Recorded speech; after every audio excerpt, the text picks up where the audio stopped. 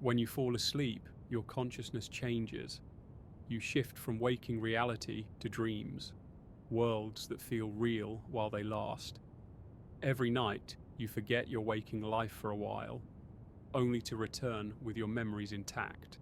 But what if there are forms of waking and dreaming beyond what we experience in one lifetime?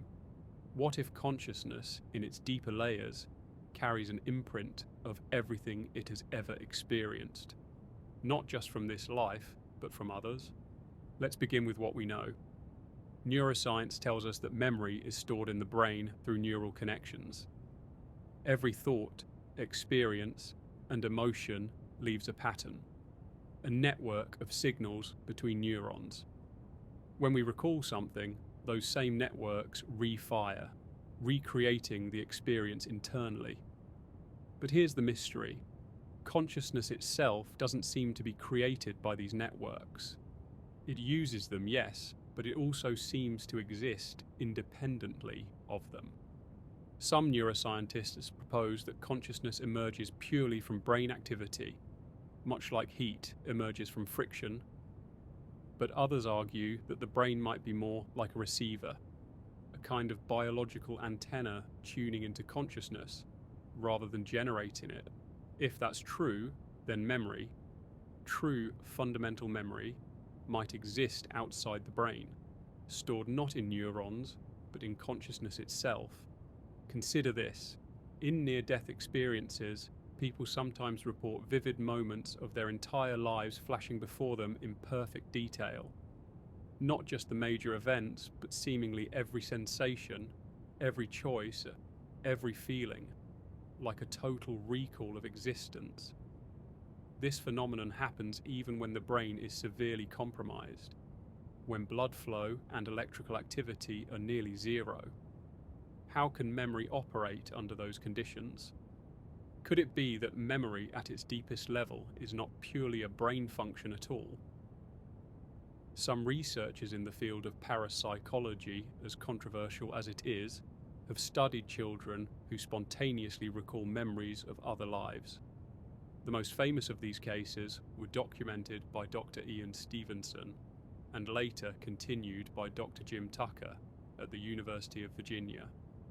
These children, often between ages 2 and 6, report details about places, people, and events they could not have possibly known. Some recognize their previous families and even bear birthmarks corresponding to injuries of the deceased they claim to have been. Skeptics argue these stories can be explained by coincidence, suggestion, or imagination, and in many cases that might be true. But some accounts have been verified to extraordinary degrees, where a child identifies a distant village, gives the name of a person who lived and died there, and describes their life with accuracy later confirmed by records. If we accept even one of these as authentic, it suggests something remarkable, that consciousness carries forward memory not through genetic inheritance or learned knowledge, but through some deeper mechanism. So what could that mechanism be? Quantum physics offers one intriguing framework. Some physicists propose that consciousness could be a fundamental field, like gravity or electromagnetism, a continuous presence that permeates the universe. If this is so, then each individual mind might be a local expression of that field. When a person dies, their consciousness doesn't vanish. It redisperses into the universal field, like a wave returning to the ocean. When another being is born, a new pattern forms within that field, perhaps carrying echoes or residues from previous waves. If consciousness is indeed non-local, if it exists beyond the limits of the brain, then memory might not be limited to one body or one life. It could exist as energetic information embedded in that larger field. In this way, remembering a past life might be like tuning into an old frequency, catching a faint broadcast still echoing through the cosmos. But what would that feel like from the inside? Some people report spontaneous experiences of déjà vu, or memories that feel deeply familiar, but belong to no known moment in their current life. Others have emotional responses to certain places or eras, an instant recognition, or a fear or fondness they cannot explain. These could be coincidences, or they could be fragments of something larger. Regression therapy, popularized by figures like Dr. Brian Weiss, attempts to explore this idea directly. Under hypnosis, individuals are guided to access subconscious memories, sometimes describing vivid scenes from other times and bodies. They often recall details that seem historically accurate. But even if these experiences are symbolic or metaphorical, they raise a question. Where do such detailed narratives come from? Our imagination can create entire worlds, yes. But why would the mind choose specific centuries, languages, or identities with such precision? And why do some people's experiences under hypnosis lead to emotional healing, as if releasing the memory of an old wound that never truly belonged to this life? To explore this, we must return to what consciousness might be. It's tempting to think of consciousness as an individual possession, like a light bulb producing its own glow. But what if it's more like a single light shining through billions of windows, each window giving that one light a different shape, color, and perspective? When one window breaks, the light doesn't disappear. It simply shines through another form. In that case, remembering a past life wouldn't mean you remembering your experiences exactly. It would mean that the consciousness behind you, the deeper awareness that is not tied to name or form, can sense the echoes of previous expressions it has taken. These echoes might not come as literal memories, but as intuitions, affinities, or lessons carried over. Interestingly, modern studies of genetic memory add another layer to this puzzle. Scientists have found that trauma and emotional responses can be inherited epigenetically. That is, through chemical markers that affect gene expression without altering DNA itself. In experiments with mice, for example, those exposed to certain scents paired with mild electric shocks produced offspring that showed fear responses to the same scent, despite never being shocked themselves. If memory can be encoded in biological systems and passed down generationally, perhaps consciousness has its own higher order equivalent. What if, instead of chemical markers, consciousness carries vibrational imprints of experience, patterns of energy that can resurface in new forms? This idea bridges ancient spiritual traditions with modern science. Hindu and Buddhist teachings describe karma not merely as moral consequence, but as energetic continuity, patterns of thought and action that ripple across lifetimes. In these traditions, the soul, or Atman, doesn't just reincarnate randomly, it continues its journey, learning, refining, remembering, forgetting, and remembering again. But what exactly is remembered? If consciousness truly remembers, then perhaps it doesn't recall the facts of a life, names, faces, dates, but the essence, the lessons, emotions, and unresolved energies that continue to shape its evolution. Just as your subconscious holds memories you can't consciously retrieve, but that still influence your decisions, consciousness might hold layers of memory far deeper than any waking mind could access. This could explain why some people feel drawn to certain paths without knowing why, or feel an instant connection to others as if meeting again after a long separation. Maybe these are not coincidences, but resonances, patterns repeating through the timeless field of awareness. The ancient Greeks had a concept called anamnesis, the idea that learning is really remembering. Plato suggested that all knowledge already exists within the soul, and that to learn something new is simply to recall what the soul has always known. If consciousness has lived countless experiences, it might indeed hold a vast library of wisdom waiting to be rediscovered. Modern psychology mirrors this idea in unexpected ways. Carl Jung, the Swiss psychiatrist, proposed the concept of the collective unconscious, a shared reservoir of symbols, archetypes, and patterns of thought that all humans inherit. These archetypes, according to Jung, are not learned but instinctive. They appear in dreams, myths, and art across all cultures. Perhaps this collective unconscious is not just metaphorical, but a genuine reflection of consciousness's shared memory. Think of it like an ocean of awareness, where every life is a wave rising and falling. When the wave subsides, it doesn't cease, it returns to the ocean, where all waves are one. The next wave that rises is not identical, yet it contains the essence of the ocean that came before. In this way, the question, does consciousness remember its past lives, might be answered both yes and no. Yes, in the sense that nothing experienced is ever truly lost in the vast field of consciousness.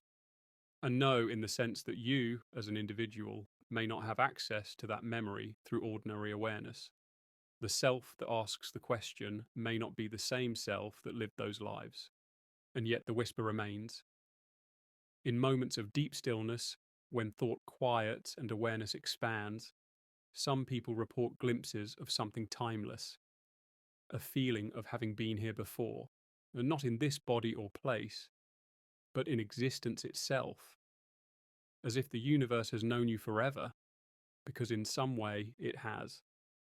So as you relax into the night, consider this possibility, that the awareness experiencing this moment has seen countless dawns, countless worlds, countless forms of being, that every dream, every heartbeat, every breath you take is part of an infinite continuum of memory, echoing through time. You don't need to prove it or believe it, just allow the thought to exist as softly as a dream forming on the edge of sleep. For in the mystery of consciousness, the line between what is forgotten and what is eternal may be far thinner than we can imagine. If consciousness does indeed carry memory beyond one life, then we have to ask, where does that memory live, and why do most of us not remember it? Why do only fragments, instincts, or déjà vu-like moments ever surface? It's as if our awareness passes through a veil between lifetimes, and what lies beyond it is mostly erased, or perhaps protected from conscious recall. The idea of a veil of forgetting appears in many ancient traditions.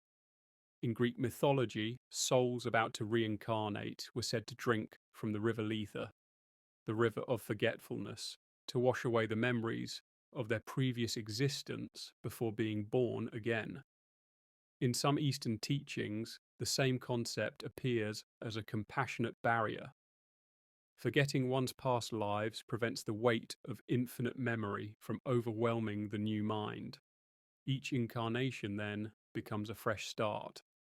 But if consciousness truly holds all experiences, perhaps forgetting is only a temporary condition. Some memories may rest in deeper layers of awareness, only surfacing when the conditions are right, through dreams, meditation, or near-death experiences. Think of your consciousness like an ocean. On the surface are your daily thoughts, memories, and emotions, stirred by waves of activity. Beneath that lies a vast, quiet depth, where older memories, perhaps even those from other existences, rest like fossils in the seabed of awareness. Modern psychology already acknowledges this layered structure. Sigmund Freud described the conscious mind as only the tip of the iceberg, with the subconscious and unconscious holding far more beneath. Jung expanded this, suggesting the collective unconscious connects all human beings through archetypal patterns. If we extend that one step further, consciousness might have transpersonal layers, levels that reach beyond individual identity altogether. At these deeper levels, memory might not be like remembering a story. It could exist as an energetic pattern, a frequency, a kind of resonance that influences the shape of your thoughts and experiences now. Just as gravity invisibly guides planets in orbit, these unseen imprints could quietly shape the trajectory of a lifetime. One fascinating clue comes from spontaneous past life recall, particularly in young children. Researchers have noted that children who claim to remember another life often lose those memories as they grow older. It's as if the growing mind, integrating into the structures of this life, gradually closes the channel that was once open. Their focus shifts outward to language, learning, and this world, and the deeper memories recede. This pattern could suggest that consciousness is capable of remembering, but that human development naturally narrows perception to fit within a single timeline. But sometimes those hidden layers are stirred. Extreme states, such as trauma, meditation, or hypnosis, can bypass the ordinary filters of consciousness. Under these conditions, people have reported experiences that feel older than this lifetime, as though tapping into another record of existence. If we take these experiences seriously, then memory might not be tied to the brain at all, but to a field that the brain only accesses. Some scientists exploring consciousness from a quantum or informational perspective describe the universe as a kind of cosmic data field, what some call the Akashic field, drawing from the Sanskrit word akasha, meaning ether or space. In this view, every event, every thought, and every experience that has ever occurred is recorded in the structure of reality itself. Consciousness, as a receiver and participant in this field, might be able to access fragments of those records. This is a radical idea, but it mirrors what we already observe in physical systems. A hologram, for example, stores the entire image within each fragment of its surface.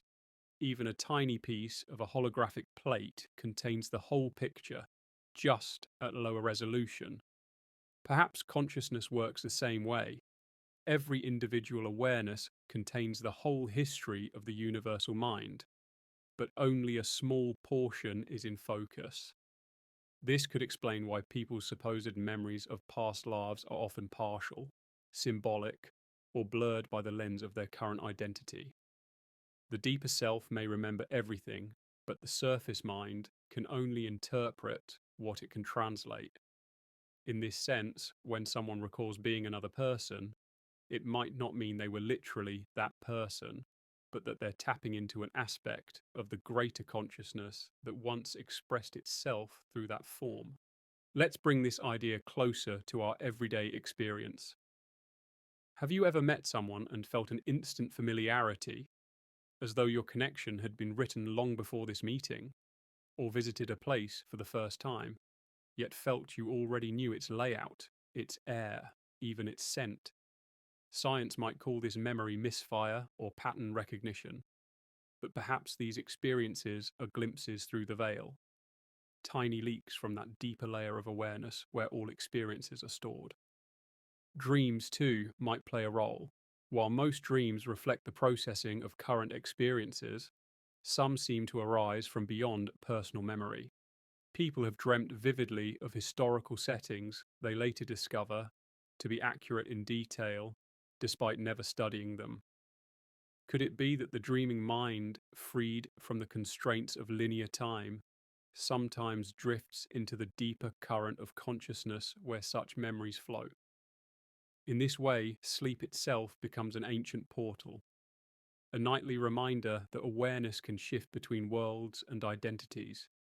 You fall asleep as one person, you wake up as the same, but the dream self in between may have lived entire lives in the span of an hour.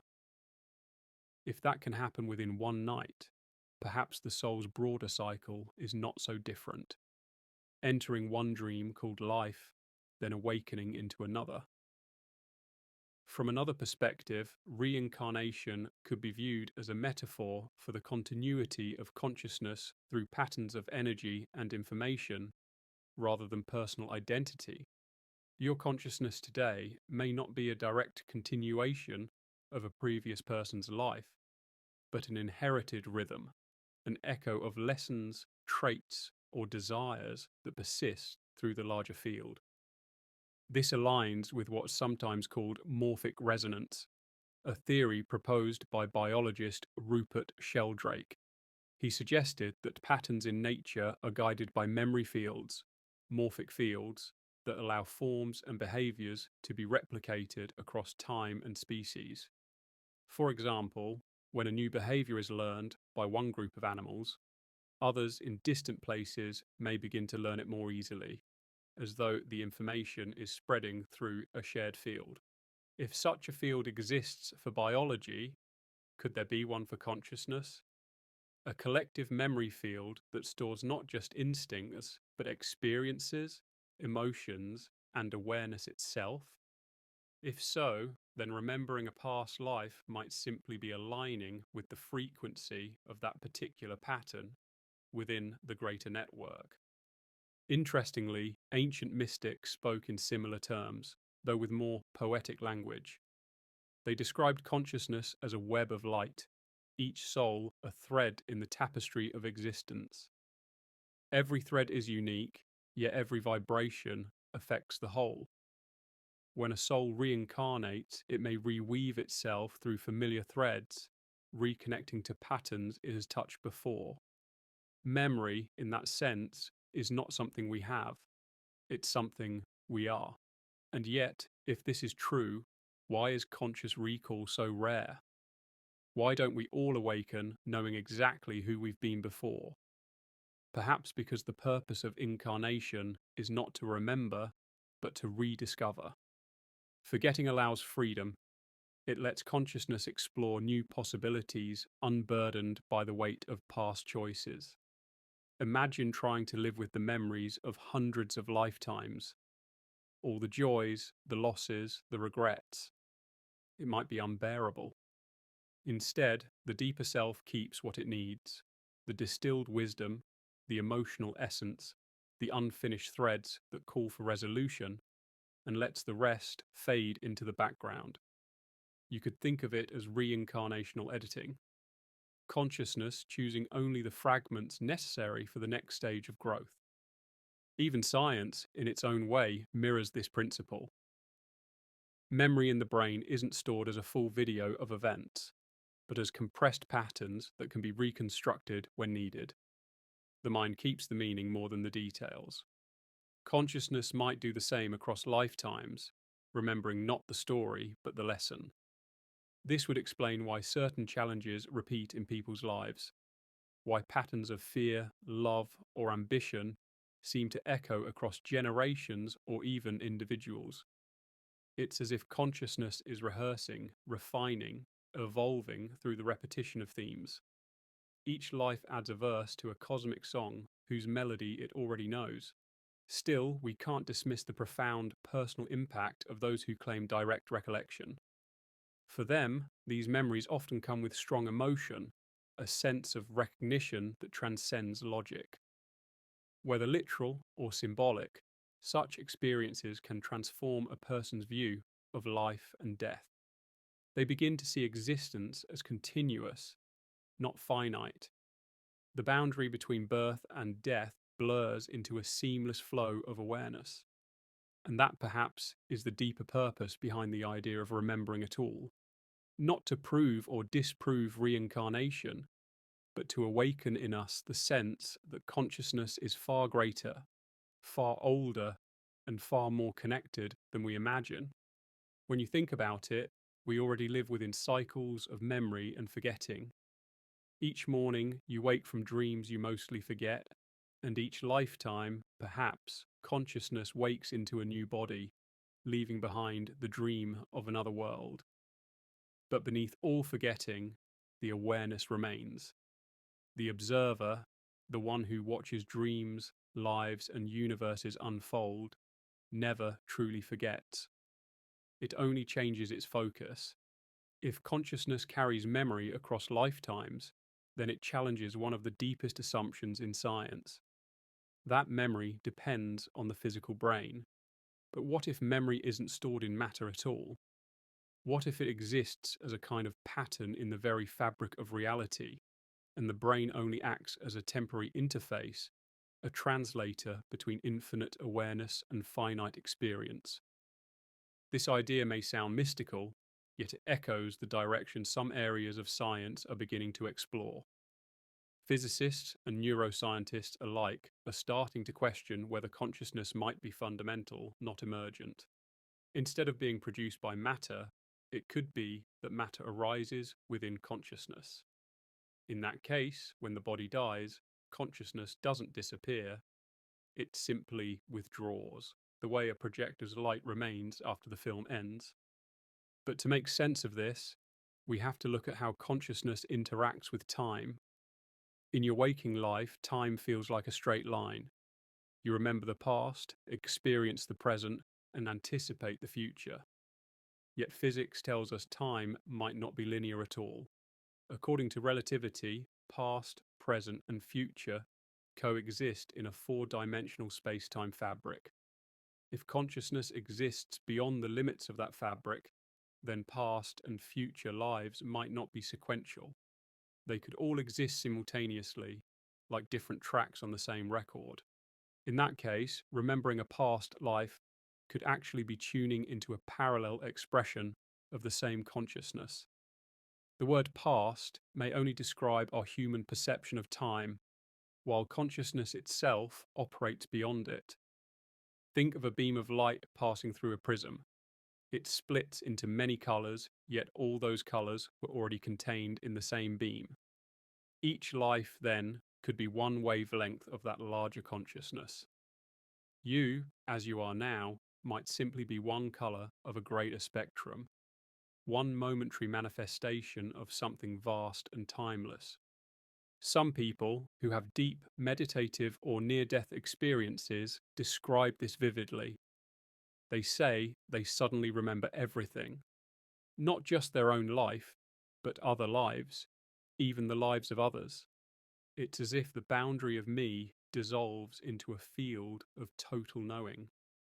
One person described it as remembering not a past life, but the memory of being life itself, of being every life. If that is what happens when the individual mind merges back into universal consciousness, then the memory of past lives might be fragments of that total memory leaking through. Modern consciousness research occasionally brushes against this possibility. Experiments in remote viewing, telepathy, and intuition have shown that consciousness can access information beyond normal sensory limits. While controversial, some of these studies suggest that awareness can transcend space and time. If true, then remembering a different lifetime might simply be a form of non-local perception, an awareness reaching across the boundaries we call life and death. Let's imagine for a moment that all experiences ever lived are stored somewhere, like a cosmic database. Physicists sometimes call this the holographic universe model, the idea that the universe functions like a vast hologram, where every part contains information about the whole. Your consciousness, as a fragment of that hologram, might therefore contain all experiences that have ever occurred, not because you personally lived them, but because at the deepest level, there is no separation between observer and observed. This view aligns with ancient wisdom traditions that have long spoken of an underlying unity. The Upanishads, ancient Indian texts, describe consciousness as the eternal self, unchanging, indestructible, and all-pervading. The physical body comes and goes, but the self remains, wearing each life like a garment that's eventually set aside. When one garment wears out, consciousness simply takes another. But if consciousness is eternal, then why does it keep taking new forms? Perhaps because the universe itself is evolving through experience. Just as nature experiments through endless forms of life, consciousness might be doing the same, learning, expanding, exploring itself through each individual perspective. The memories of past lives, then, would be like notes in a vast symphony, each carrying echoes of the melodies that came before.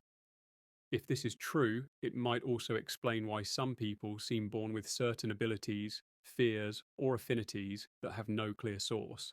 A child prodigy who plays the piano flawlessly at age 4, or someone with an unexplainable phobia, might simply be expressing an echo of previous patterns. Consciousness, like a musician, may pick up its next instrument with skills from previous performances already ingrained in its essence.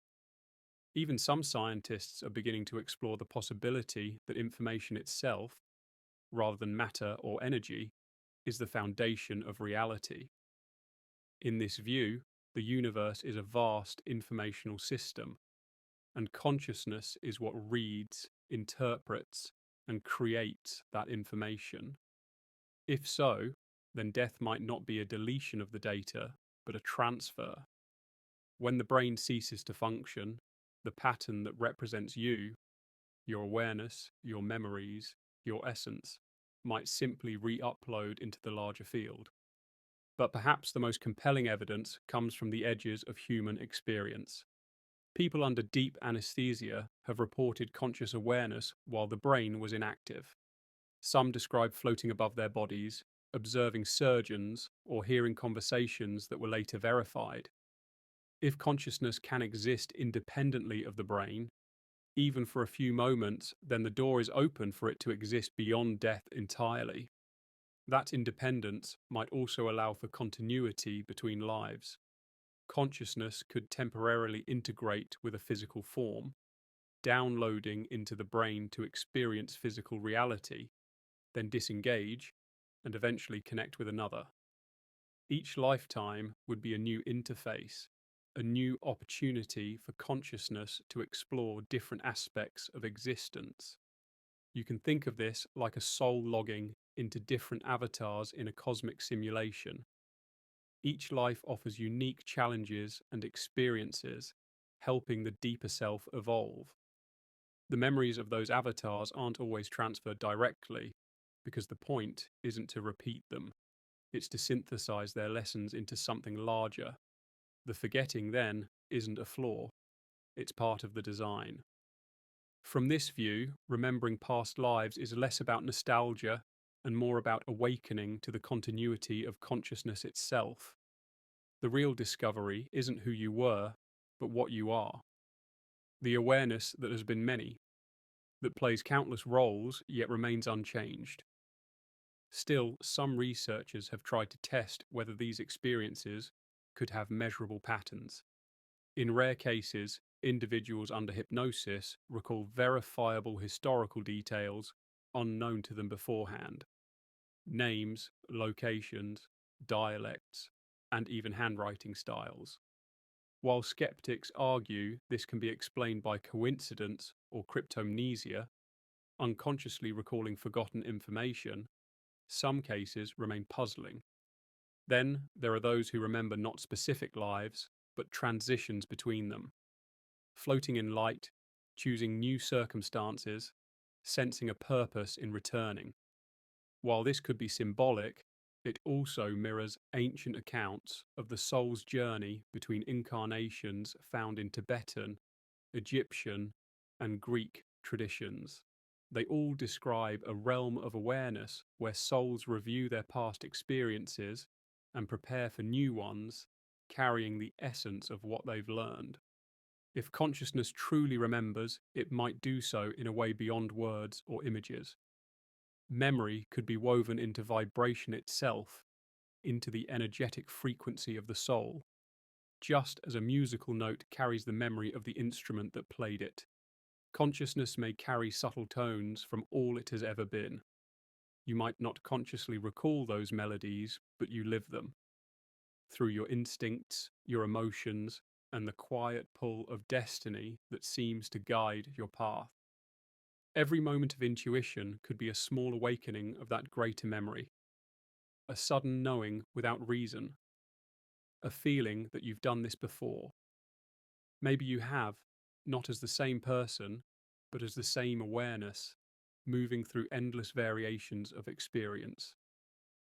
One way to explore this idea experientially is through deep meditation, or altered states of consciousness. Many who have entered those depths describe sensations of timelessness, expansion, and recognition, like waking from a long sleep. They say they didn't just remember a past life, but remembered being alive across countless forms, being the wind, the ocean, the stars, being awareness itself. If such states reveal even a fraction of truth, then memory and identity may be much more fluid than we imagine. Perhaps there is no ultimate I that travels from body to body, but a single field of consciousness experiencing itself through all forms. From that perspective, your past lives are not behind you. They are within you, happening still, in the eternal present of awareness. When viewed this way, the mystery of consciousness remembering its past doesn't belong to mysticism alone. It belongs to science as well, for it invites us to expand our definition of what a human being is. Not a body that creates mind, but a mind that creates bodies. Not a single life, but a thread in an infinite web of awareness.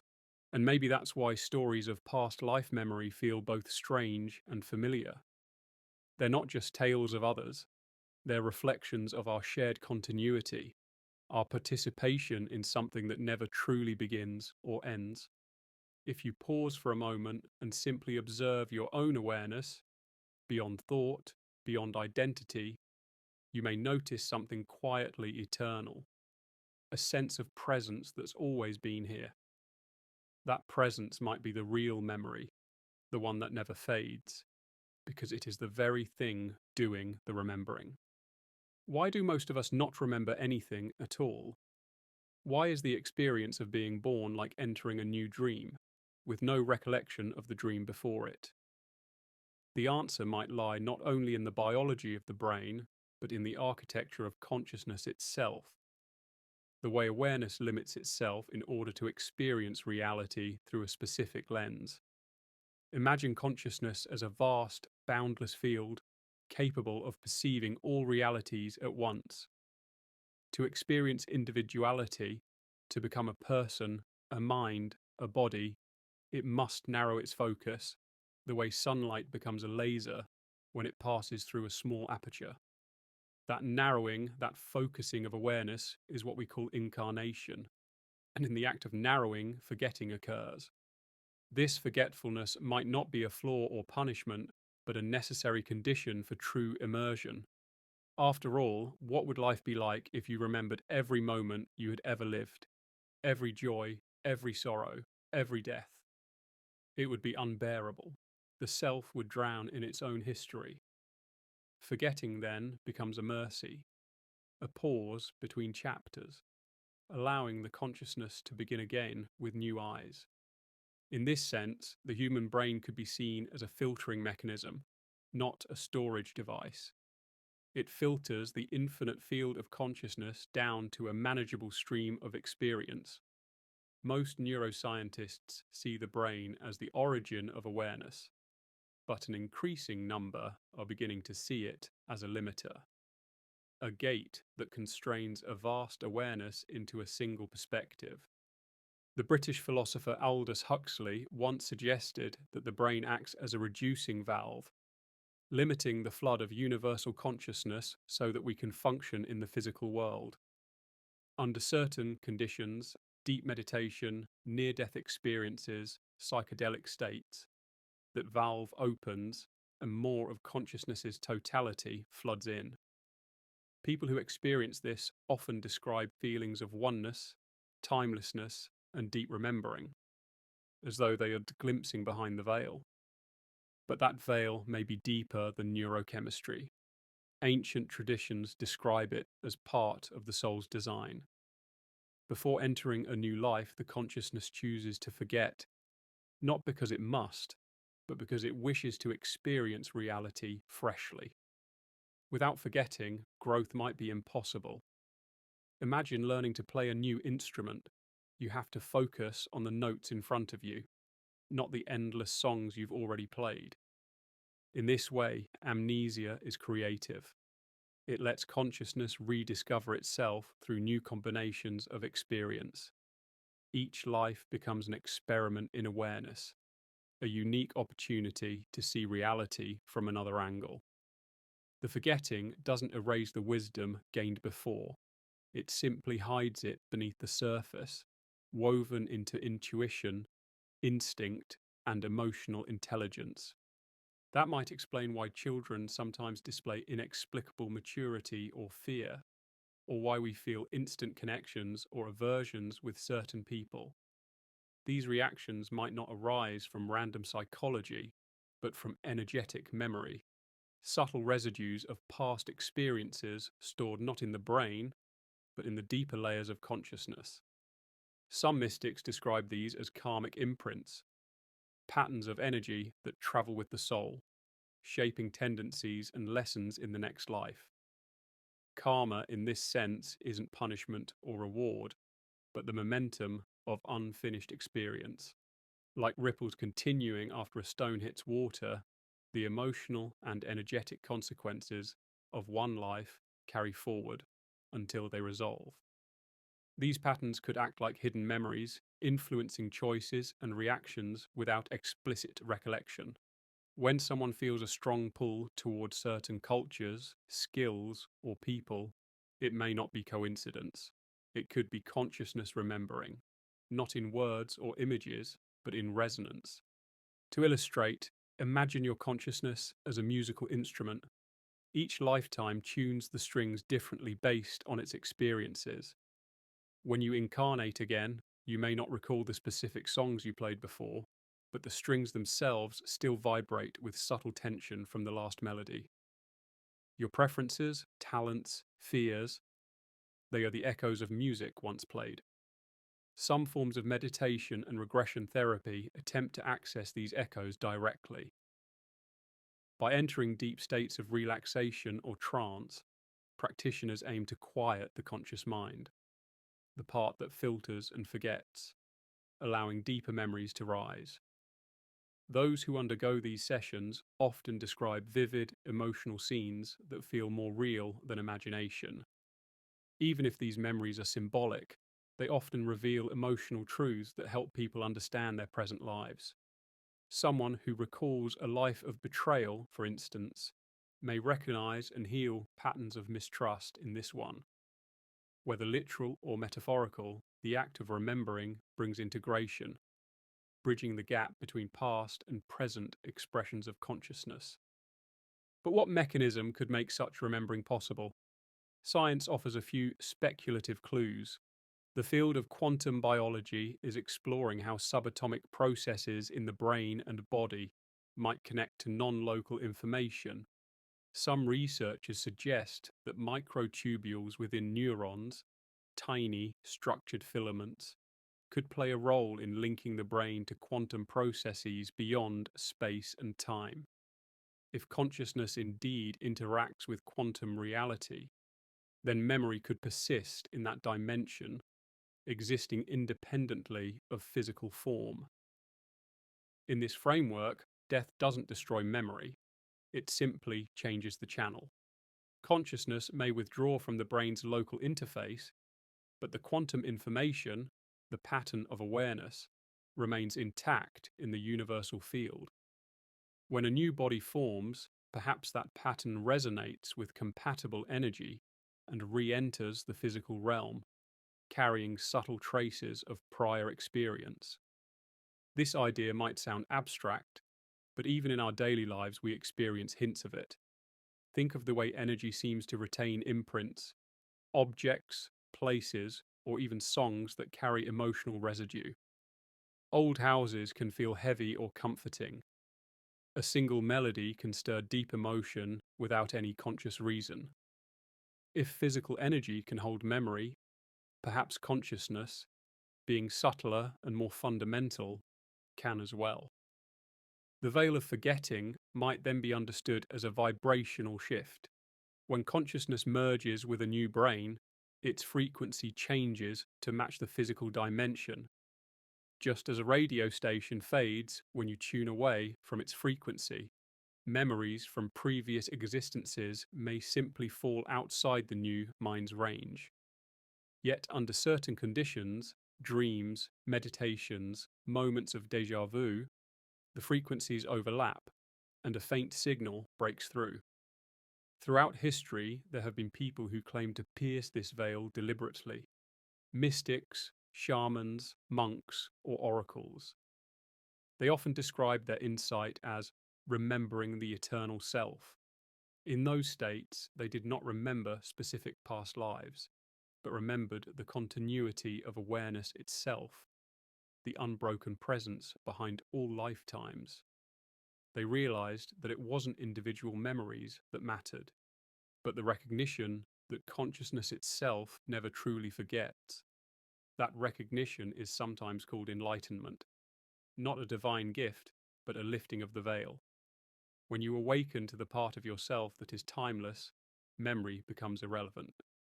You don't need to recall who you were because you know what you are.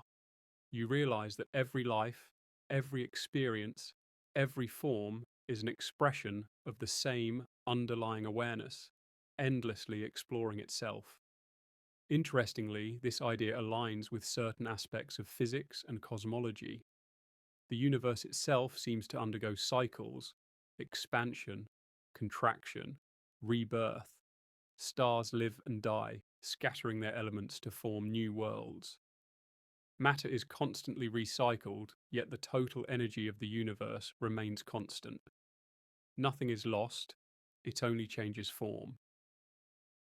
Perhaps consciousness follows the same principle. The body dissolves, but awareness, like energy, transforms, carrying forward its essence into new configurations. If so, the forgetting between lives might not be a barrier at all, but a rhythm, like inhaling and exhaling. The universe breathes awareness into form, then releases it, then breathes it in again. Each cycle brings growth, refinement, and a new experience. Consciousness forgets so it can rediscover. It dies so it can be reborn. This dance of remembering and forgetting may be happening even now, within this very lifetime. Each night, when you fall asleep, you forget the waking world and enter another. Each morning, you forget most of your dreams. And yet, both worlds are real while they last. Maybe death and rebirth are no different, just larger cycles of waking and sleeping in the dream of existence. So perhaps the real question isn't why we forget, but what we are meant to remember. Maybe we are not supposed to recall the names and faces of past incarnations, but to remember the deeper truth that ties them all together, that consciousness itself is the continuity, the unbroken witness that observes all changes yet is untouched by them. To sense that truth, even for a moment, is to peek behind the veil, to feel that you have never truly been born and will never truly die. You have only been dreaming in countless forms, and through each dream, consciousness slowly wakes to itself. We might expect to find evidence, not in laboratories or textbooks, but in the quiet, spontaneous moments that slip through the cracks of ordinary life. And perhaps the most mysterious examples come from children who seem to remember lives they've never lived. Across cultures and time, there have been thousands of documented cases of young children who speak vividly of past events, families, or places they could not possibly know. These accounts often share striking similarities. The memories emerge between ages 2 and 6, fade by the time the child enters school, and are often accompanied by intense emotion, specific details, or even physical birthmarks corresponding to wounds or scars from the life described. The most famous researcher of these phenomena, Dr. Ian Stevenson, a psychiatrist at the University of Virginia, spent decades compiling over 2,500 cases from around the world. His studies were meticulous, cross-referencing testimony, birth records, and death certificates. In one case, a boy in India correctly identified dozens of details about a man who had died years before in another town, including names of relatives, possessions, and the circumstances of his death. In another, a young girl in Lebanon remembered being an adult woman named Layla, who had died giving birth. She recognized members of that woman's family, described her old home, and even identified her own grave. Skeptics argue that such stories can be explained by coincidence, suggestion, or family influence, but not all of them fit neatly into psychological explanations. Some children recall obscure information later verified as accurate, such as the layout of distant villages, the existence of people long dead, or secret family details. For those who experience it, the sense of continuity is overwhelming. They feel they were that person, even though their current life bears no connection to it. Could these memories be remnants of consciousness breaking through the veil? Or are they mere artifacts of imagination? Perhaps both. If the mind acts as a filter for the deeper field of consciousness, then some children might simply begin life with a more open channel. Their filter hasn't fully hardened yet, allowing fragments of previous awareness to slip through before being sealed by the process of growing up. Interestingly, these early memories often fade as language, schooling, and social identity develop. It's as though the child's consciousness is gradually aligning with the new self, tuning to this life's frequency. The echoes fade, but sometimes they leave imprints, a fascination with a certain time period, a fear of water, an effortless skill. Consider the case of prodigies, children who, without training, display mastery in music, mathematics, or art. Mozart, composing at age 5, child painters who create with uncanny depth, savants who speak languages they've never studied. Could it be that they're not learning these things for the first time, but remembering them at a level deeper than thought? Modern neuroscience attributes these abilities to genetic predisposition and neural efficiency, but it's possible that both explanations are true at different levels. Genes may provide the material foundation, while consciousness supplies the momentum of past experience. In this view, biology and metaphysics aren't at odds. They're two sides of the same process, one visible, one hidden. Dreams may be another arena where these hidden memories surface. The dream state, after all, is a borderland between waking and the subconscious, a place where the rules of time and identity loosen. People sometimes report recurring dreams that feel older than their current life, places or faces that feel deeply familiar, even though they can't be traced to any memory. These might not be literal past life scenes, but symbolic impressions carried by consciousness across incarnations. In lucid dreams, where awareness becomes active within the dream, some practitioners describe experiences of remembering who they are beyond the dream's narrative, a sensation eerily similar to mystical experiences or near-death moments.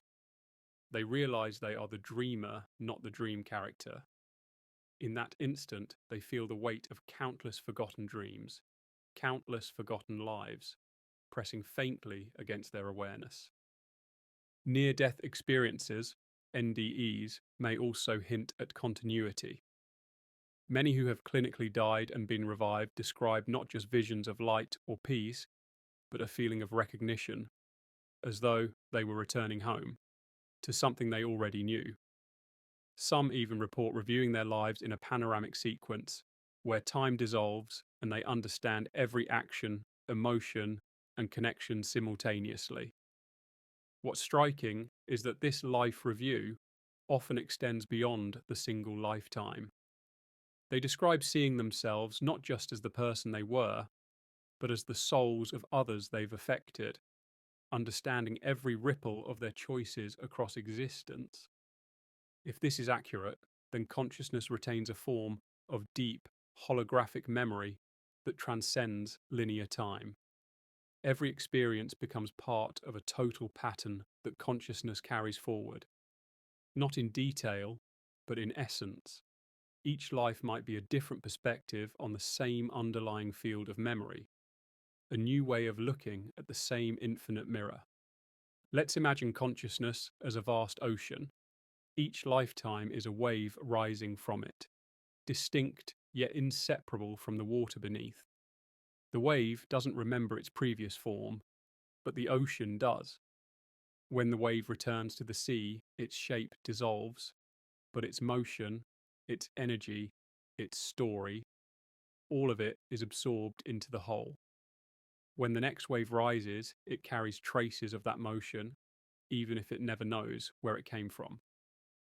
This could explain why certain people feel inexplicable familiarity with certain times or cultures, why someone might burst into tears at the sound of an ancient language, or feel a deep sense of belonging in a place they've never visited. Perhaps these aren't coincidences, but resonance, the new life's vibration harmonizing with the memory pattern of an old one. And what of phobias that seem to have no origin? A child who fears fire, though never burned. An adult who panics near deep water despite no traumatic event. Some psychologists propose these fears are inherited through genetics, evolutionary residues of danger. But what if some of them are personal residues, carried not in DNA, but in consciousness? A kind of emotional imprint from an earlier experience of loss or pain, stored not in the brain, but in the energy field of the self. If emotions leave stronger imprints than ordinary memories, that might explain why traumatic or passionate experiences are more likely to cross the threshold between lives. Love, grief, longing. These energies seem to stretch across time, reappearing as bonds or patterns we can't logically explain. The poet Rumi wrote, "Lovers don't finally meet somewhere. They're in each other all along." Perhaps consciousness reweaves those same connections again and again until the lessons of love and loss are complete. There are cultures that take this concept not as speculation, but as a given. In Tibetan Buddhism, for example, the process of dying and rebirth is mapped in extraordinary detail. The Bardo Thodol, known in the West as the Tibetan Book of the Dead, describes how consciousness passes through luminous states after death, drawn toward new forms based on karmic resonance. Some lamas are believed to consciously choose their next birth, reincarnating as recognized tulkus who continue their spiritual work across lifetimes. From their perspective, remembering past lives is a matter of clarity, not miracle. The more awake one is at the moment of death, the more one can retain awareness through the transition. Forgetting happens only when the mind is clouded by fear, attachment, or confusion. The goal of spiritual practice, then, is not to escape rebirth, but to wake up enough to choose consciously, remembering who you are, even as you change forms. If this teaching holds truth, it paints a picture of consciousness far more dynamic than our everyday identity. It suggests that life and death are not opposites, but alternating states of awareness. Between them, we forget and remember, like breaths between dreams. And that idea may explain why children, still fresh from that transition, sometimes seem to know things they shouldn't. Perhaps their consciousness hasn't fully adjusted to forgetting. They stand briefly in both worlds, remembering just long enough to remind us that memory might be deeper than we think. Before those memories fade, before they are overwritten by the noise of daily life, they carry a subtle message that awareness is not confined to the years we count, but woven through the fabric of existence itself. We often assume that memory is purely biological, a record stored within the folds of the brain. After all, damage to certain regions can erase memories or alter personality. But if consciousness exists beyond the brain, as many philosophical and scientific perspectives suggest, then the mind might not be creating memory at all. It might simply be tuning into it. Imagine the brain as a receiver, like a radio. When the receiver is damaged, the signal becomes distorted or fades. but the broadcast itself continues to exist, unchanged in the field around it. The station doesn't disappear just because the radio breaks. In the same way, perhaps memory doesn't vanish when the brain dies. It simply moves out of range of our physical perception. This analogy aligns with an emerging view among certain consciousness researchers that memory could be non-local, existing not inside neurons, but within the fabric of space-time itself. Physicist Erwin Laszlo proposed the existence of what he called the Akashic field, a universal information field that stores all events, thoughts, and experiences, past, present, and future. According to his theory, consciousness interacts with this field, both drawing information from it and contributing to it, much like an ocean continually absorbing and releasing waves. If that's true, then personal memory is not confined to a single lifetime. It's more like a channel opened by consciousness to a specific section of the field. When consciousness reincarnates, the new channel may overlap slightly with the old, allowing fragments of memory to seep through. This could explain why some people report feelings of déjà vu in places they've never been, or find themselves intuitively understanding concepts they've never studied. Neuroscience, though grounded in physical evidence, has begun encountering mysteries it can't fully explain. Take the phenomenon of terminal lucidity. Individuals with advanced Alzheimer's or brain damage who suddenly regain clear, coherent awareness just before death. For years, their memories appear inaccessible, their minds fogged, and then, moments before passing, their consciousness returns in full clarity. From a purely biological standpoint, that shouldn't happen. It's as if the light of awareness briefly bypasses the failing brain altogether. If memory resides only in neurons, how can it re-emerge after the neurons have deteriorated? But if consciousness exists independently, using the brain as an interface, then terminal lucidity begins to make sense. The mind isn't dying, it's detaching. It's remembering itself beyond the body. Quantum physics provides an intriguing framework for how such a non-local consciousness might function. At the smallest scales of reality, particles are not isolated. They are connected through what's called quantum entanglement, where a change in one instantly affects the other, regardless of distance. This reveals a universe in which information is shared instantly across space and time. Memory, then, could be a fundamental property of the universe, a pattern written into the quantum field itself. In that sense, consciousness may not store memories, but access them, the way a computer accesses data stored in the cloud. The physical brain acts as the local hardware, while the deeper mind interfaces with a cosmic network of information. Death simply disconnects the local system from the network's current access point, allowing consciousness to rejoin the total memory field. What's compelling is that mystical traditions around the world have been describing something similar for millennia. The concept of the Akashic records in Hinduism, the idea of the Book of Life in Christian mysticism, and even the ancient Egyptian belief in the Hall of Records all describe a universal repository where every action, thought, and emotion is recorded.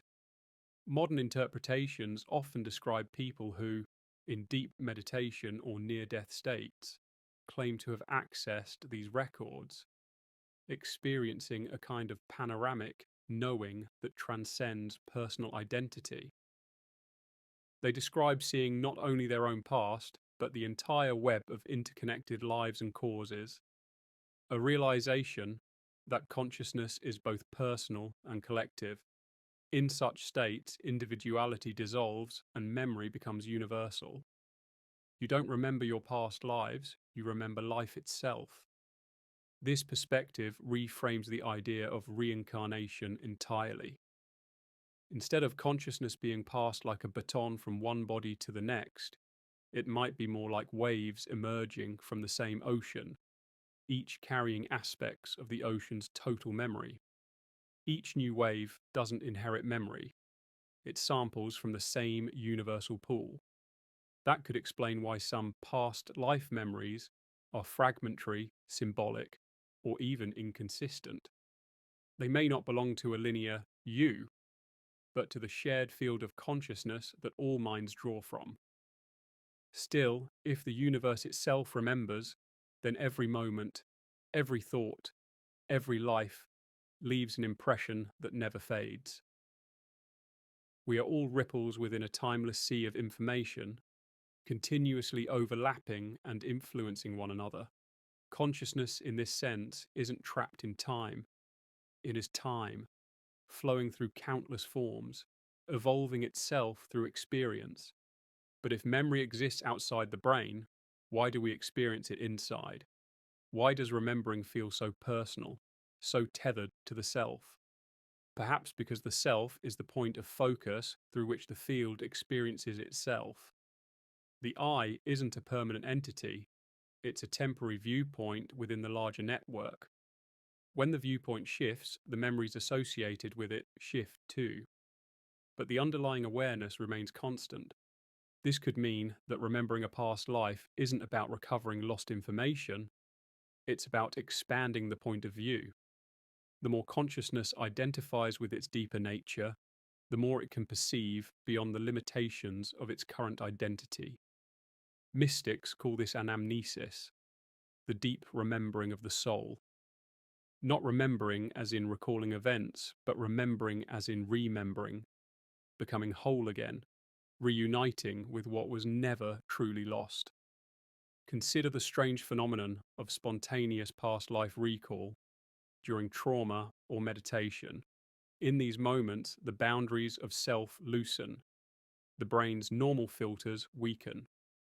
People sometimes see vivid flashes, faces, landscapes, even sensations of death or rebirth.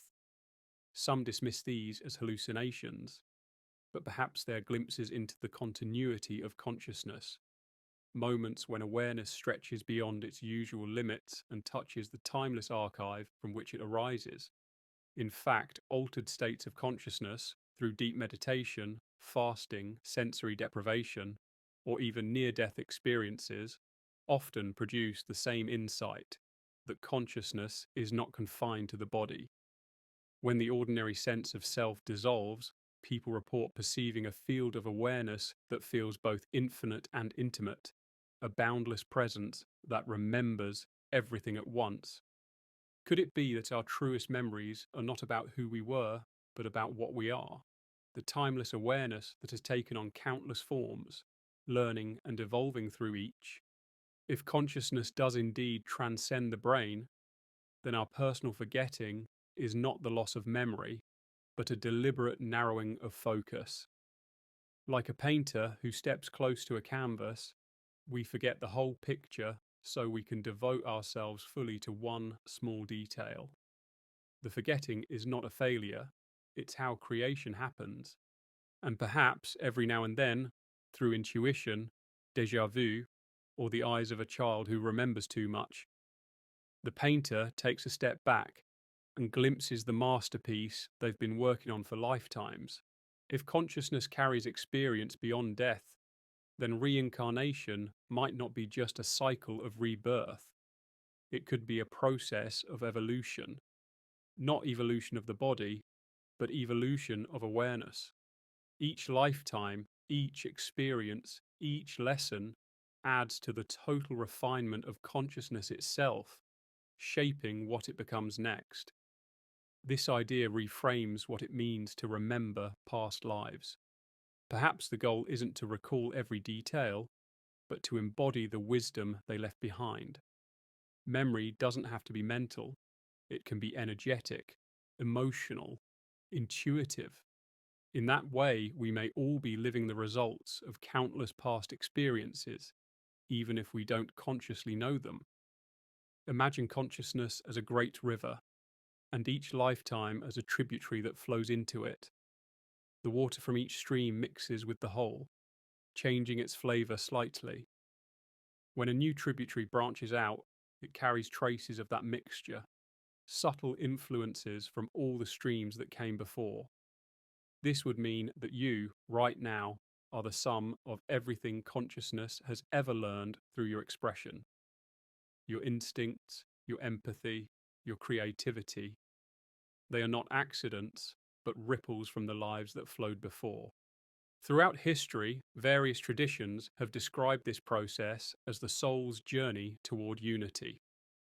In Hinduism, the Atman, the individual soul, passes through many forms on its way to realizing its identity with Brahman, the universal consciousness. In the Buddhist view, what continues is not a permanent self, but a stream of karmic tendencies, flowing from one life to the next until enlightenment dissolves the illusion of separation. In both perspectives, the process is not about remembering names or faces, it's about remembering the deeper truth of being itself. This continuity may also explain why humans across cultures share similar archetypes, dreams, and myths. Carl Jung proposed that we all draw from a collective unconscious, a reservoir of shared symbols and experiences that transcend individual memory. Perhaps what Jung called the collective unconscious is the same continuum of consciousness that carries awareness across lifetimes. The myths of gods, heroes, and journeys into the underworld might not just be stories, they could be echoes of experiences consciousness has lived over and over again, wearing different masks each time. It's possible that consciousness evolves through these experiences the way an author evolves through writing many books. Each story is unique, with different characters, settings, and themes, but the author behind them learns with each telling. The author might forget the details of earlier works, but the craft, the insight, the emotional depth, they carry forward. Each lifetime adds another chapter to the unfolding story of awareness exploring itself. And like any good story, the challenges matter. Pain, loss, and failure. These are not punishments, but catalysts. Through them, consciousness learns empathy, resilience, and understanding. If everything were perfect from the start, there would be no growth. Perhaps that's why forgetting past lives is necessary. It keeps the lesson fresh. If we remembered every time we suffered or succeeded, we might resist new challenges, cling to old identities, or assume we already know the answers. Forgetting allows us to rediscover meaning, as if for the first time. Still, there are moments when something deeper breaks through. People who undergo profound spiritual awakenings often describe feeling as if they've lived countless times before. They can't recall details, but they sense an ancient familiarity with existence itself. They speak of an intelligence beyond their individual mind, as though their consciousness were part of a larger network of memory. If we follow that thread, we might begin to see that personal evolution and collective evolution are intertwined. Every act of kindness, every insight, every creative spark contributes not only to one's own growth, but to the growth of consciousness as a whole. When one person awakens, even slightly, that awareness ripples outward, subtly influencing the collective field. Over lifetimes, those ripples accumulate, pushing humanity, and perhaps the universe itself, toward greater self-understanding. This could mean that what we call spiritual progress is not about escaping reincarnation, but about transforming the quality of consciousness that experiences it. As awareness refines, it becomes less identified with form, less bound by illusion, more attuned to its true nature. Some traditions describe advanced beings, bodhisattvas, enlightened masters, avatars, who return not out of necessity, but out of compassion. They reincarnate consciously, not because they have to learn, but because they choose to help others remember. This introduces a fascinating possibility. What if the memory of past lives becomes available only when consciousness reaches a certain level of maturity? Perhaps most of us forget by design, while those who awaken begin to see through the veil, not as a reward, but as a natural side effect of expanded awareness. The more we realize our true nature, the less there is to forget. It's like moving from one dream to another while slowly realizing you are the dreamer. At first, you are completely immersed, believing you are the character in the story. But as you wake up within the dream, you begin to remember that you've dreamed before, that you've played many roles, all of them leading back to the same awareness watching it all unfold. Even science hints at this possibility. Studies in near-death experiences, reincarnation memories, and quantum consciousness all suggest that awareness might not be bound to time. If that's true, then past and future lives might exist simultaneously, each influencing the other in ways our linear minds can't comprehend. Consciousness could be learning across lifetimes in multiple directions at once, weaving lessons together from every timeline to form a single tapestry of growth. In that framework, remembering past lives isn't about looking backward. It's about becoming more aware of the timeless pattern you're part of. Each life is like a different instrument playing in the same cosmic orchestra. The melody changes, but the harmony, the underlying intelligence guiding it, remains the same. From this perspective, evolution of consciousness is not about perfection, but integration. It's not about becoming something new, but realizing that you were never separate from the whole. The mistakes, the triumphs, the loves and losses, they all serve to balance the equation, teaching consciousness how to recognize itself in every possible reflection. And maybe that's why we occasionally meet someone who feels instantly familiar, as if we've known them forever, or why certain places or songs evoke emotions that seem ancient, beyond explanation. These could be moments when the continuum of consciousness reveals itself, when the boundary between this life and another grows thin, and we remember, not intellectually, but in our bones, that we've walked this road before. Such moments remind us that evolution is not a race toward enlightenment. It's a journey of remembering. Each incarnation is another chance for consciousness to explore itself, to refine its perception, to expand love and awareness. Whether or not we can recall the details of who we've been, the essence of every experience remains alive within us, guiding the path forward. What if remembering isn't a backward glance, but an act of reconnection? A moment when awareness synchronizes with something it has already been, or will be. To explore that possibility, we must look to physics, where time itself begins to lose its linearity. In Einstein's theory of relativity, time is not a river flowing from past to future. It's a dimension woven into the fabric of space, forming what's called space-time. From that perspective, all moments, past, present, and future, exist simultaneously, like frames in a film reel. We experience them sequentially only because our consciousness moves through them that way. The past doesn't disappear, it still exists, just as the first pages of a book remain even after we've read ahead. Now imagine if consciousness isn't confined to one page, but can flip between them, revisiting, previewing, even blending scenes together. That might explain why some memories feel older than our current lifetime, or why intuition can seem to predict the future. Perhaps what we call remembering is simply consciousness tuning into another point in the space-time fabric, another chapter of its own story. Quantum physics deepens this mystery. Particles at the quantum level can exist in multiple states at once until they are observed. They can also become entangled, meaning that two particles, no matter how far apart, remain instantly connected. Change one, and the other responds immediately, as though distance doesn't exist. This phenomenon suggests that the universe operates through hidden connections, that transcend both space and time. If consciousness is somehow quantum in nature, non-local, interconnected, timeless, then every lifetime could be entangled with every other.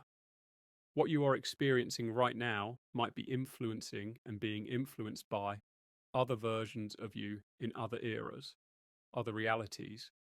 In that sense, past lives might not be in the past at all. They could be parallel expressions of the same consciousness, unfolding across a multidimensional continuum. This concept reshapes reincarnation from a cycle into a web. Instead of one soul moving from one life to another, it's more like a network of awareness exploring all possible perspectives at once. What we call remembering a past life could be the merging of awareness between two nodes in that network, a brief alignment that allows information, emotion, or insight to cross between timelines. There are moments when people experience spontaneous flashes of such alignment, visions, déjà vu, or deep knowing without logical source. These experiences often carry an emotional charge far stronger than ordinary imagination. The feeling of "I've been here before" may not be an illusion at all, but the resonance of consciousness recognizing itself in another pattern. Even physics provides language for this resonance. In the quantum field, information doesn't vanish, it merely transforms. The principle of conservation applies not just to matter and energy, but potentially to information itself. Some physicists argue that the universe fundamentally remembers everything that has ever happened, encoded at the smallest scales of reality. If consciousness interacts with this informational field, then reincarnation could simply be the reaccessing of those patterns through a new vessel. This means the memories of all lifetimes might exist simultaneously, stored not in brains or bodies, but in the quantum field itself. Each consciousness acts like a receiver, tuning into certain frequencies. Frequencies shaped by karma, emotion, and intent. Most people's signal is tuned tightly to the present lifetime, but under special conditions, trauma, meditation, death, or even deep dreams, the frequency may shift, allowing fragments of other lifetimes to be perceived. In this framework, time itself is not something consciousness moves through. Time moves through consciousness. Awareness is the still point, the timeless observer, while all experiences, past, future, and alternate, flow through it like waves. Remembering, then, is not reaching backward, it's expanding awareness to include more of what already exists. The implications are profound. If consciousness operates beyond time, then who you were and who you will be are not separate entities. They're aspects of the same timeless self, perceived through the lens of linear existence. Death, from this perspective, is not an ending, but a shift in focus. When the body dissolves, the field of awareness simply retunes, accessing a different point on the infinite map of experience. Some modern theories in cosmology lend subtle support to this idea. The holographic principle, for instance, suggests that the entire universe may function like a hologram, where every part contains the information of the whole. If consciousness is holographic, then each individual mind holds within it the entire memory of existence, but filters it down to a manageable stream. That could explain why mystical experiences often feel like remembering everything at once, as if the boundaries between self and cosmos dissolve and all knowledge becomes immediately present. Ancient mystics spoke of this same realization. In certain meditative states, practitioners reported entering what they called the timeless void, a realm where past and future dissolve, and the soul remembers its eternal nature. They describe it not as a vision, but as an awakening, a recognition that they were never truly born and can never truly die. Every lifetime, every experience is a movement within one continuous field of being. This mirrors the physics of entanglement.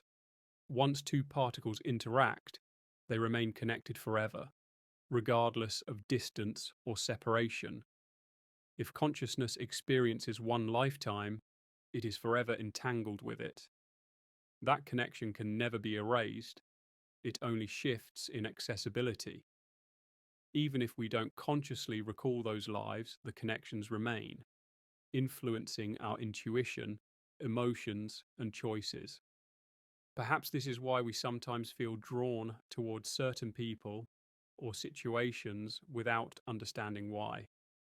The encounter might not be random, it could be the result of entangled consciousness, two threads of awareness weaving together across different lifetimes to complete an unfinished pattern. Love, in this light, is not just emotional, it's the magnetic pull of entangled souls remembering their unity through the illusion of separation. There's also a deeper implication. If all lifetimes coexist, then healing or transformation in one life could influence others.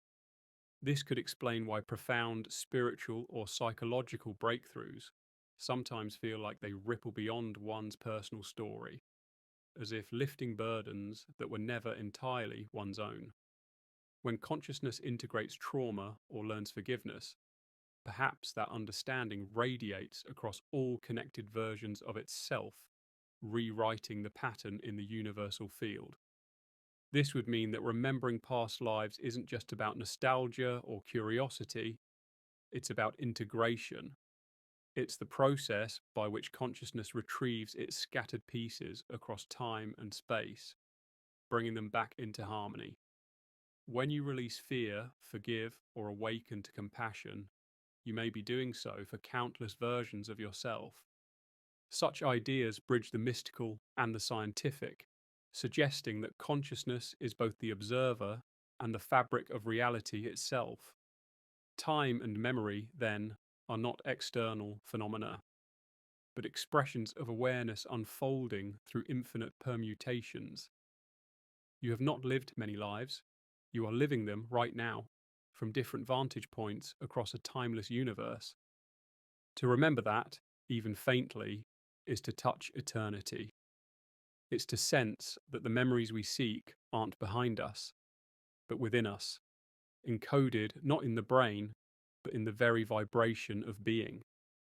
When consciousness expands enough to hold this understanding, it no longer fears forgetting, because it realizes that forgetting too is part of the design, the way infinite awareness learns to experience itself, one life, one breath, one moment at a time. If consciousness truly carries an echo of all that it has ever been, then reincarnation isn't a mechanical recycling of souls, but an intelligent unfolding of awareness, a continuum where each experience refines perception. To understand this, we have to ask, if we don't consciously remember our past lives, why do their imprints seem to shape us so profoundly? Consider the possibility that not remembering is part of the design. The veil between lives may not be a flaw. It may be essential for the experiment of consciousness to unfold authentically. Imagine beginning a new existence with full awareness of every past action, every failure, every pain, and every triumph. Life would lose its spontaneity. Choice would no longer be pure. Forgetting gives meaning to the act of rediscovery. In this sense, each incarnation might be a kind of sacred amnesia, where the consciousness chooses to limit its awareness in order to experience creation anew.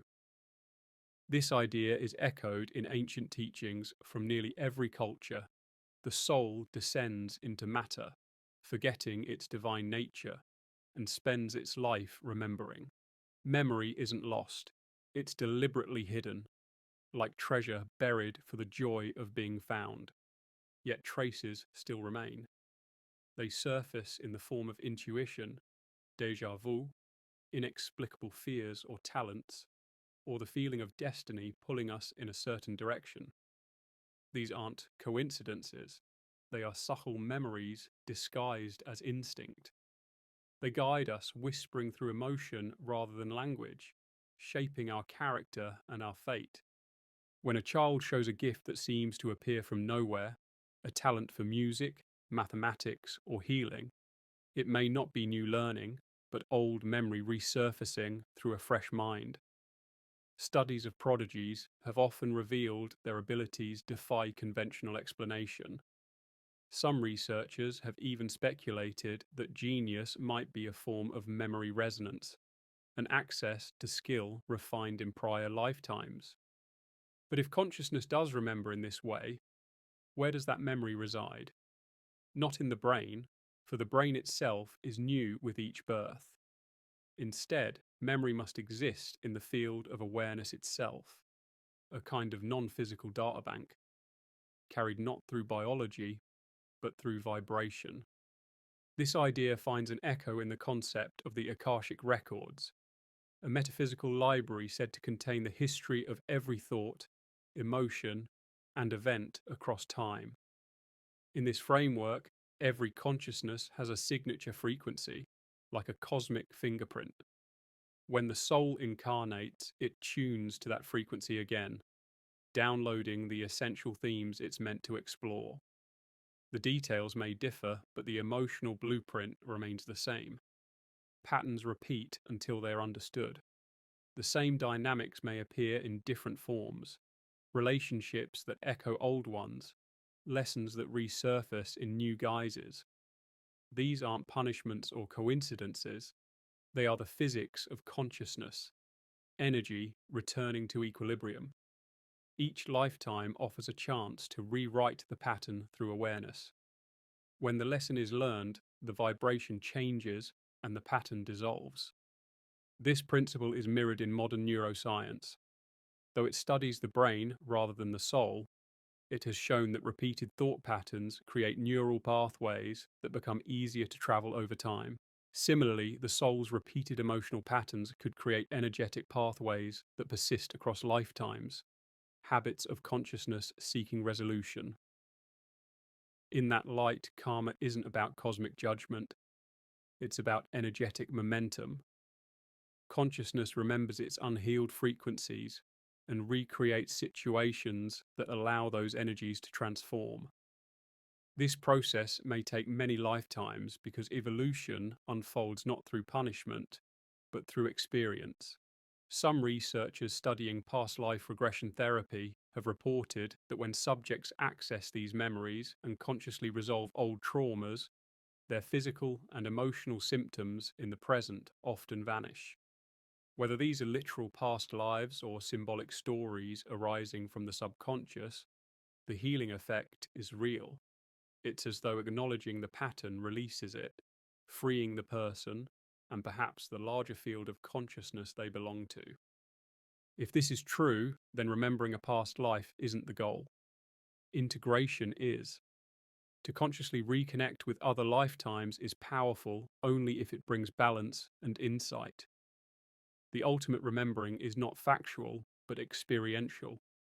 It's the recognition of continuity, the deep knowing that who you are cannot truly begin or end. Now imagine this continuity as a vast tapestry of light, with each life as a thread woven through time. From our limited view within one lifetime, we see only the single thread we occupy. But from the perspective of higher awareness, all threads shimmer together, forming one intricate, living pattern. Every joy and sorrow contributes to the art of it. Every choice ripples outward, altering the entire design. What's remarkable is that even science is beginning to hint that the universe itself might be woven of something like this. Interconnected fields of information where nothing is truly lost. Physicist John Wheeler once proposed that reality is fundamentally participatory, that consciousness doesn't merely observe the universe, it helps shape it.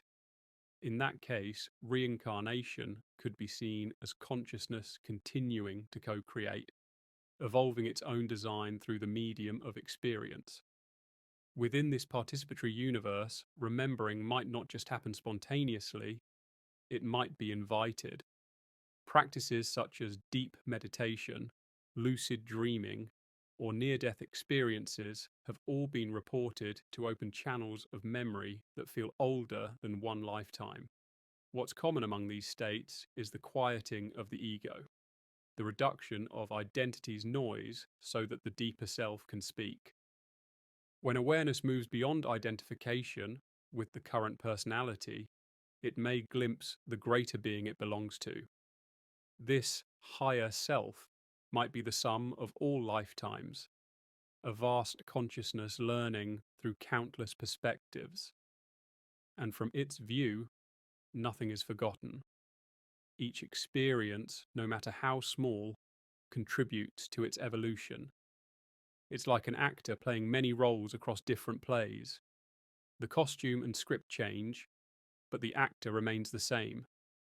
Between performances, the actor remembers everything. On stage, they forget to play the part authentically. When the play ends, they step off stage, remembering who they truly are, and perhaps choosing the next story that will challenge and expand them even further. If you've ever met someone and felt an immediate, almost electric sense of familiarity, you may have brushed against that deeper recognition. The energy between souls who have shared lifetimes together can resonate across time, reuniting them for new experiences of growth or completion. Love, it seems, is one of the few energies strong enough to bridge even the gaps of forgetting. Ultimately, whether or not we can consciously recall our past lives may be less important than realizing that consciousness itself never forgets. The memory of every lifetime is alive within us, not as images or facts, but as qualities: our compassion, our wisdom, our fears, our dreams. These are the echoes of who we've been, continuing to shape who we are becoming. When you act with kindness, it may be the refinement of centuries of empathy. When you feel drawn to a path without knowing why, it could be a continuation of work begun long ago. Even the struggles you face might be remnants of unresolved choices, asking once again for understanding. You are not a single spark flickering in the dark. You are the fire itself burning across ages, learning what it means to shine. Each lifetime is a new flame, yet all belong to the same eternal light. And when the time comes to leave this world, that light will not go out. It will simply change form, preparing to illuminate another moment in the infinite story of awareness. To remember that truth, even for an instant, is to awaken. Tonight, we've been on a long and winding journey through one of the deepest questions consciousness can ask of itself. Does it remember where it has been before? Does it carry within it the memory of every form, every world, every dream it has ever entered? Now, as we reach the end, the answer is both simple and infinite. Consciousness remembers everything, but not in the way we imagine. Its memory is not a list of facts or events. It's a living vibration, an undercurrent that flows through every lifetime, shaping emotion, intuition, and destiny. Even the act of forgetting is a form of memory, a choice the soul makes to experience itself anew. Sleep itself gives us a glimpse of this. Each night, our awareness dissolves into darkness, into a void where the self fades and dreams emerge. We forget who we are, and yet in that forgetting, the deeper mind reorganizes, heals, and rebalances. When we wake, we carry the essence of those dreams, even if we don't recall their details. In the same way, the space between lives may serve as a kind of cosmic sleep, a period of renewal where the soul processes its experiences and prepares for another awakening.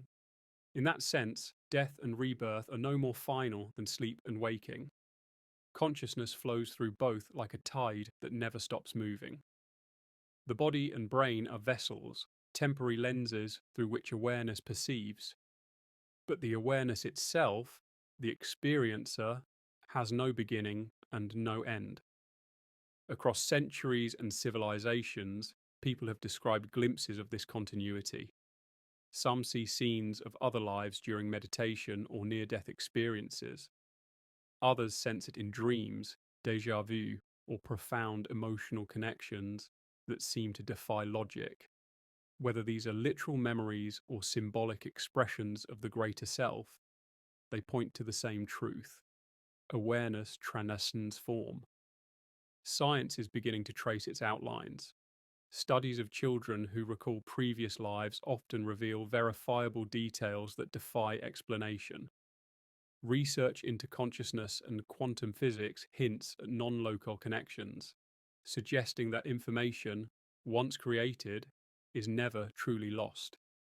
Even if mainstream science remains cautious, it's becoming harder to deny that consciousness is more than neural activity. It behaves more like a field, one that records, interacts, and evolves. If that's true, then your consciousness could be part of a vast continuum, an unbroken field of memory stretching beyond birth and to death. You are both the receiver and the transmitter, the actor and the script, the witness and the dream.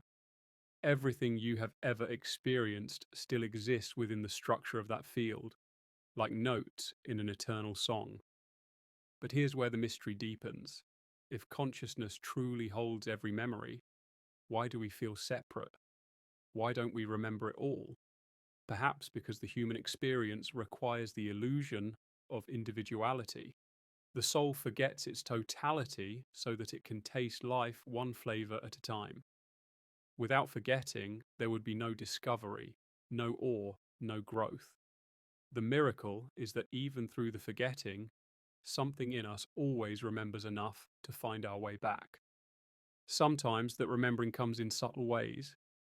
A feeling of purpose, a sudden calm when looking at the stars, or an intuitive pull towards certain paths or people. These are not coincidences. They are echoes of recognition, signals from the deeper self reminding you that everything you've ever been still lives within you. And perhaps the greatest act of remembering is not about seeing who you were, but realizing that you are the consciousness that has always been. The moment you become aware of awareness itself, the veil begins to lift. You recognize that the same observer behind your thoughts now was also the observer in every other story, every other lifetime. The faces and settings change, but the witness remains the same. That silent presence, that is you. When mystics throughout history spoke of enlightenment, they often described it as an awakening from the dream of separateness. They didn't mean remembering the details of past lives, but awakening to the continuity of existence, to the realization that you have never truly been apart from anything. The river of time, the cycles of birth and death, the evolution of species and stars, all are movements within the same conscious field. To see that is to understand that nothing is ever lost. Love does not end. Learning does not end. The soul does not end. Everything that seems to fade only transforms, carrying its essence forward in subtler ways. The compassion you cultivate in one lifetime may emerge as wisdom in another. The art you create today may inspire a future self to dream again. The people you love may meet you over and over, wearing new faces but carrying the same spark. This is the memory of consciousness. Not a record, but a resonance. It's how eternity remembers itself through change. And it's happening even now, in this moment, as you listen, as your awareness rests gently between wakefulness and sleep. You may wonder then what the point of it all is. If consciousness is eternal and remembers everything, why continue to incarnate, to experience? The answer might be that existence itself is an act of creation through remembering. Consciousness explores its infinite possibilities, not because it must, but because it can, because through every lifetime it rediscovers the beauty of being. So tonight, as you drift into sleep, Imagine consciousness not as a fragile spark trapped in the body, but as a vast ocean flowing through you. You are one wave among countless others, yet each wave carries the reflection of the entire sea. The stories of who you've been ripple softly beneath the surface. You don't need to recall them to know they are there. Simply feeling the depth of that ocean, knowing you belong to it, is enough. If in some quiet dream a fragment of another lifetime drifts to the surface, let it come without analysis. Let it feel like what it is, a reminder that you have been many things and yet always one. That the same consciousness breathing you now has breathed through stars, through forests, through countless forms of life, learning to recognize itself. And as you surrender to sleep, remember this: every dream, every thought, every lifetime is a reflection of the same awareness, the timeless witness behind all experience. You are that witness. You are the dreamer and the dream. You have always been here. Good night, and may your consciousness rest deeply in the knowing that nothing it has ever been is lost, that even in silence, even in sleep, it remembers everything.